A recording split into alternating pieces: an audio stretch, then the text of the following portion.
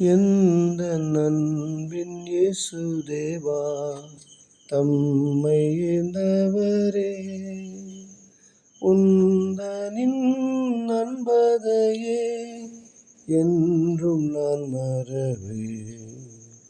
எந்த அன்பின் இயேசுதேவா தம்மை ஈந்தவரே, இப்பூவினில் என்னையுமே அழைத்து கொண்டவரே, எக்காலமும் உம்மையே பின் செல்லவே என்றும் நம்பிடுவே.